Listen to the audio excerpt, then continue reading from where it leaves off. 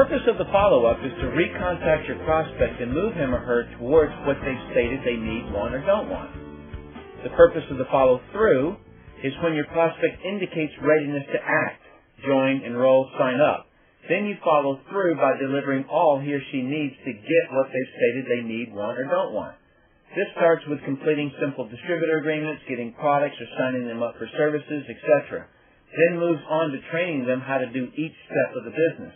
Being effective at follow-up depends on the previous step of the inviting formula, close to action. When you closed your prospect to action, they agreed to do some things and you agreed to do some things. One of those items was for you to recontact them at a scheduled time. Do that. That's follow-up. You may need to follow up or recontact your prospect several times to get them to the stage where you follow through with them. Now, I'm not going to pretend that follow-up is fun. It most certainly is not.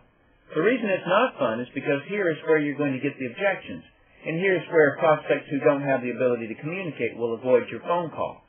But follow-up is a requirement to your success. I've identified three main areas about follow-up that need to be understood in order to be successful at it, therefore successful at network marketing. Number one, close to action well, and your follow-ups will work out a lot better. Number two, do follow up. Most network marketers and salespeople, for that matter, don't. That's why most don't succeed. Number three, it's not you. I know that doesn't make an ounce of sense, but listen on and it will. I wrote a piece in a newsletter that I wanted to contribute here because I think it will help you see the big picture of what follow-up really is. So let's just picture what's going on here. Mr. Prospect has this need-want. For this discussion, I'm going to say he needs money and get what he calls breathing room. I could interchange time or anything else here, but for this discussion, I'm going to use money. So Mr. Prospect is very, very worried about his credit card bills. He's gotten himself in over his head. There was a time when he didn't have credit card bills. He could pay off the credit card the same month the charges came in. Once or twice he charged something that required 2 or 3 months to pay it off. He used a little bit of discipline and reduced his expenses in other areas, and with pride, he sent in the payment and paid it all off. And then at some point, he sunk too deep and wasn't able to pay it off in a month or two. He's now in debt and has been for years. But Mr. Prospect has pride. He is completely convinced he will pay it off. So convinced, he starts erecting even more determination. His determination is so strong that it has actually become walls of determination. What do I mean by walls of determination? Well, he starts making very strong statements such as, I will not spend any money on anything I don't need. He says to his family, all right, family, we need to tighten down on spending money. He's always making the statement, we can't afford that. His wife asks, honey, can we go to the movies tonight? He responds, good grief, can't you see we can't spend any more money? The debt is killing us. A postcard hits his mailbox about making money from home. He calls and leaves a message that starts with something like this. I'm just curious about this, on your message machine. You call him back. You do a good greeting and qualify. He doesn't express all this grief he has. Remember, he's got pride. He wraps all his grief up in a tiny statement like, just looking to make some extra cash. The whole time you're talking, he's got one thing on his mind. What's this going to cost me? If it costs anything, he's going to put that wall of determination between you and him. This what does it cost question doesn't come up because you're moving right through the inviting formula, and the formula was created with the purpose of minimizing objections. You conclude that he does in fact qualify, and you invite him to look at an online movie. He agrees, and you schedule a time to follow up. You call at the designated time, he doesn't answer the phone and doesn't return your phone call. You think it's you. You think he's turning you down. You think you need to go back to the drawing board because this thing isn't working. Networker, Mr. Prospect needs your help. He's trapped himself behind his wall of determination.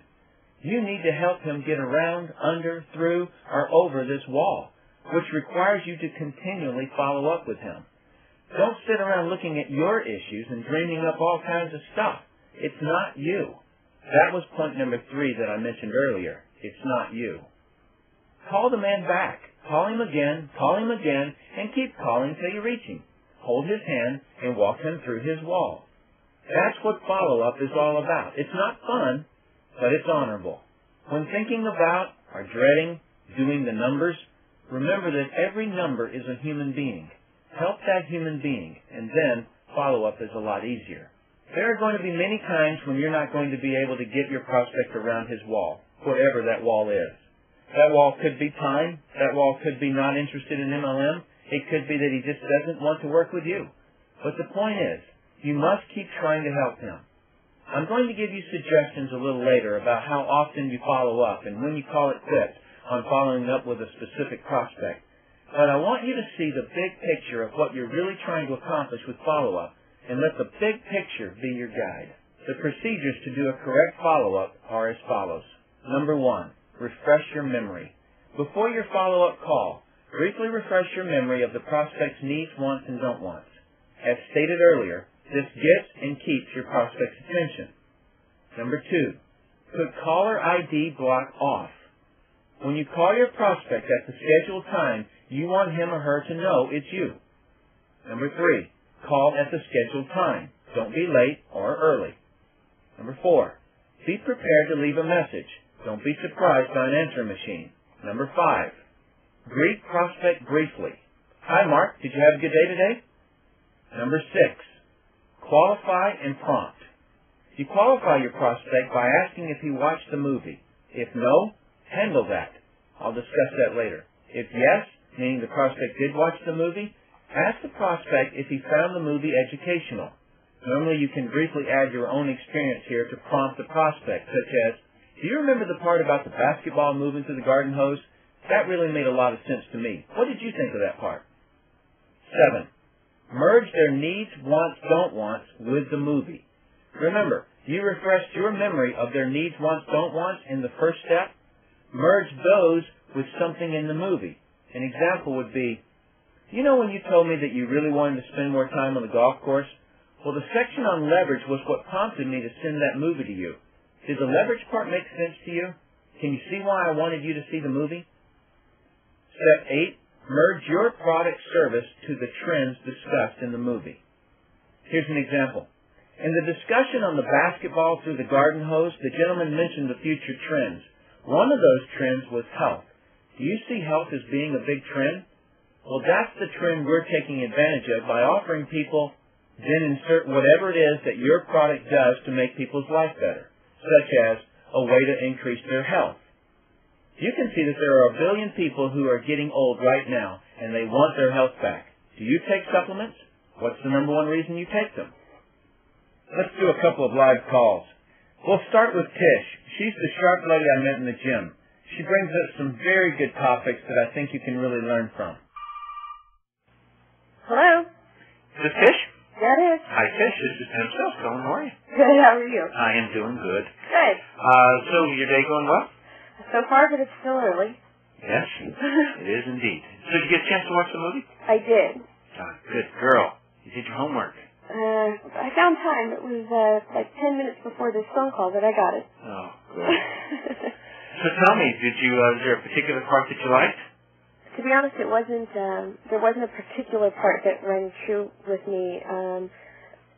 But I got the overall concept of how different customers and their spending habits and what's important to them and what they value are so uniquely different. That I think it's caused me to go back and take another look at my business plan, because I perceive to have a great product, everybody's going to want it. Well, it doesn't hold the same value to various types of customers throughout various types of generations. So I got that, and that I think probably held more significance to me than anything, so that I can go back and do that kind of reassessment and readdress who I think my target audience should be. Oh, good. Good. Can you see why I thought of you as it relates to you being able to get back this thing that you want called time? There was an example that I gave at the end about if you have 50,000 people and each of those work for 1 hour, then you're being paid on 50,000 hours. And if you were to wake up tomorrow morning and try to put in 50,000 hours tomorrow, it'd be kind of hard to do, right? Might be a long day. And so could you see now how, as it relates to time, that's how you actually get more of it? Yeah. I did, but if I can be honest, I've had this